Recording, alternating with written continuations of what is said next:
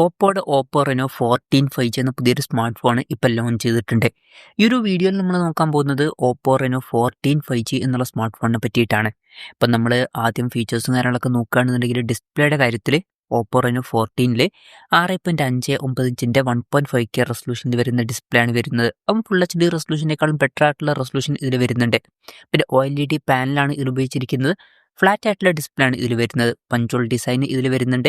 Punch hole വരുന്ന top centre ഭാഗത്തായിട്ടാണ്. 120 ഹെർട്സിൻ്റെ refresh rate ഒക്കെ ഇതിൽ സപ്പോർട്ട് ചെയ്യുന്നുണ്ട്. 240 ഹെർട്സിൻ്റെ ടച്ച് സാമ്പിളിംഗ് റേറ്റ് വരുന്നുണ്ട്. പീക്ക് ബ്രൈറ്റ്നസ് 1200 നിറ്റ്സ് ആണ് വരുന്നത്.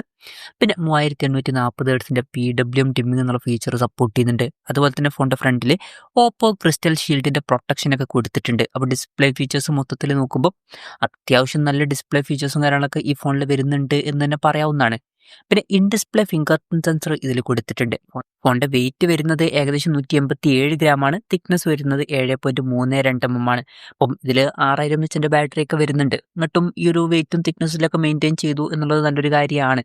പിന്നെ IP66, 68 അതുപോലെ തന്നെ 69 റേറ്റിംഗ് ഇതിൽ സപ്പോർട്ട് ചെയ്യുന്നുണ്ട്. അപ്പം മികച്ചൊരു IP റേറ്റിംഗ് ഒക്കെ ഇതിൽ കൊടുത്തിട്ടുണ്ട്. പിന്നെ ഇതിൽ ഗ്ലാസ് ബാക്ക് ബോഡിയും അതുപോലെ തന്നെ മെറ്റൽ ഫ്രെയിമും കാര്യങ്ങളൊക്കെയാണ് വരുന്നത്. ഇനി പ്രോസസ്സറിൻ്റെ കാര്യത്തിലോട്ട് വരികയാണെന്നുണ്ടെങ്കിൽ MediaTek Dimensity 8350 എന്ന പ്രോസസ്സറാണ് ഈ ഫോണിൽ വരുന്നത്.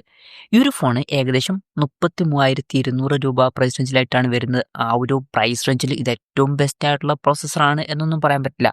എന്നാലും ഈ ഒരു പ്രൈസ് റേഞ്ചിൽ ആവറേജ് പ്രോസസ്സർ എന്ന് പറയാവുന്നതാണ്. അപ്പം പ്രോസസ്സർ അത്ര ഒരു സ്ട്രോങ് പോയിന്റ് അല്ല, എന്നാലും അത്യാവശ്യം തിരക്കില്ലാത്ത നല്ല പെർഫോമൻസ് കിട്ടുന്ന ഒരു പ്രോസസ്സർ തന്നെയാണ് ഇത്. പിന്നെ 5G സപ്പോർട്ടും കാര്യങ്ങളൊക്കെ ഇതിൽ വരുന്നുണ്ട്. ബേസ് വേരിയൻറ്റ് 12GB റാമും 256GB ഇൻറ്റേർണലുമാണ് വരുന്നത്.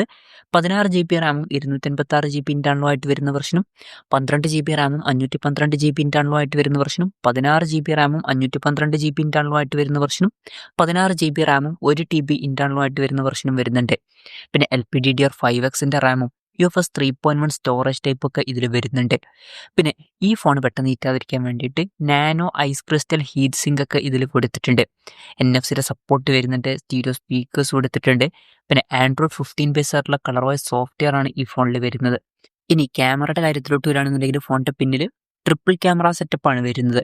50 mega pixel main camera sensor ഈ ഫോണിൽ വരുന്നുണ്ട്. പിന്നെ 8 mega pixel ultra wide angle lens വരുന്നുണ്ട്. അതുപോലെ തന്നെ 50 മെഗാ പിക്സൽ ഒരു പെരിസ്കോപ്പ് ലെൻസ് ഇതിൽ വരുന്നുണ്ട്. ഇതിൽ 3.5x ഒപ്റ്റിക്കൽ സൂം ഒക്കെ സപ്പോർട്ട് ചെയ്യുന്നുണ്ട്. പിന്നെ ഫ്രണ്ടിൽ 50 മെഗാ പിക്സൽ സെൽഫി ക്യാമറയും വരുന്നുണ്ട്. അപ്പം ഓൺ പേപ്പർ അത്യാവശ്യം നല്ലൊരു ക്യാമറ സ്പെസിഫിക്കേഷൻ വരുന്നുണ്ട് എന്ന് പറയാവുന്നതാണ്.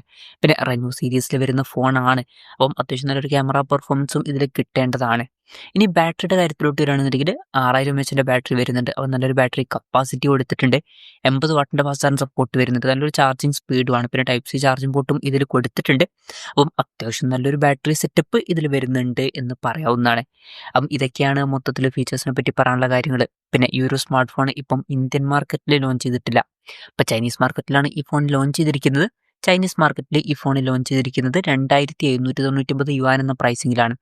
അതായത് 33,200 രൂപ പ്രൈസ് റേഞ്ചിലായിട്ട്. ആ ഒരു പ്രൈസ് റേഞ്ചിൽ ഈ പറഞ്ഞിട്ടുള്ള ഫീച്ചേഴ്സ് എങ്ങനെ ഉണ്ടെന്ന് വെച്ചാൽ അത്യാവശ്യം തിരക്കുകളില്ലാത്ത നല്ല ഫീച്ചേഴ്സാണ് എന്ന് പറയാവുന്നതാണ്. നല്ലൊരു ഓൺ പേപ്പർ ക്യാമറ സ്പെസിഫിക്കേഷനും അത്യാവശ്യം നല്ല ഡിസ്പ്ലേ ഫീച്ചേഴ്സും അത്യാവശ്യം നല്ല ബാറ്ററി സെറ്റപ്പ് ഒക്കെ വരുന്നുണ്ട്. പ്രോസസ്സർ ഏറ്റവും ബെസ്റ്റ് അല്ലെങ്കിലും തിരക്കേടില്ലാത്ത പ്രോസസ്സർ എന്നും പറയാവുന്നതാണ്. അപ്പം മൊത്തത്തിൽ അത്യാവശ്യം തിരക്കേടില്ലാത്ത ഫീച്ചേഴ്സ് വരുന്നുണ്ട് എന്ന് പറയാവുന്നതാണ്. പിന്നെ ഈ ഒരു ഫോൺ ഇന്ത്യൻ മാർക്കറ്റിൽ ലോഞ്ച് ചെയ്യുന്ന വെച്ചാൽ മിക്കവാറും ഇന്ത്യൻ മാർക്കറ്റിൽ ഈ ഫോൺ ലോഞ്ച് ചെയ്യുന്നതായിരിക്കും. പക്ഷെ ഒരു കാര്യമുണ്ട്, ഇന്ത്യൻ മാർക്കറ്റിൽ ലോഞ്ച് ചെയ്യുകയാണെന്നുണ്ടെങ്കിൽ ഈ ഫോണിൻ്റെ വില ഈ ഒരു പ്രൈസിങ്ങിൽ നമുക്ക് എക്സ്പെക്ട് ചെയ്യാൻ പറ്റില്ല. വില കുറച്ചും കൂടി കൂടാനൊക്കെ ചാൻസ് ഉണ്ട്. മിക്കവാറും 40,000 രൂപ പ്രൈസ് റേഞ്ചിലേക്ക് ആയിട്ടായിരിക്കും ഈ ഫോൺ ഇന്ത്യൻ മാർക്കറ്റിൽ ലോഞ്ച് ചെയ്യുക. ചിലപ്പം അതിനേക്കാൾ കുറച്ചും കൂടി കൂടാനും സാധ്യതയുണ്ട്. എന്തായാലും കൺഫർമേഷൻസ് ഒന്നുമില്ല, ജസ്റ്റ് നമ്മുടെ എക്സ്പെക്ടേഷൻ പറഞ്ഞു എന്നേ ഉള്ളൂ. എന്തായാലും ഇന്ത്യയിലെ ലോഞ്ച് ഡേറ്റിനെ പറ്റിയിട്ടുള്ള ന്യൂസുകളൊക്കെ വരുമ്പോൾ അതിനെ പറ്റിയിട്ടുള്ള വീഡിയോസൊക്കെ നമ്മൾ ചെയ്യുന്നതായിരിക്കും. അപ്പം അതുപോലുള്ള വീഡിയോസ് കാണാൻ താല്പര്യം ഉണ്ടെന്നുണ്ടെങ്കിൽ ഈ ചാനൽ സബ്സ്ക്രൈബ് ചെയ്യാവുന്നതാണ്. എന്തായാലും ഓപ്പോയുടെ റെനോ 14 എന്ന പുതിയൊരു സ്മാർട്ട് ഫോൺ ഇപ്പം ലോഞ്ച് ചെയ്തിട്ടുണ്ട്. ഈ ഒരു ഫോണിനെ പറ്റിയിട്ടുള്ള നിങ്ങളുടെ അഭിപ്രായം ജസ്റ്റ് ഒന്ന് കമൻറ്റ് ചെയ്യുക. അതുപോലെ തന്നെ ഈ ഒരു സ്മാർട്ട് ഫോൺ ഇന്ത്യൻ മാർക്കറ്റിൽ നിങ്ങൾ ഏത് പ്രൈസിങ്ങിലാണ് എക്സ്പെക്ട് ചെയ്യുന്നത് എന്നുള്ള കാര്യം കൂടി ജസ്റ്റ് ഒന്ന് കമൻറ്റ് ചെയ്യുക.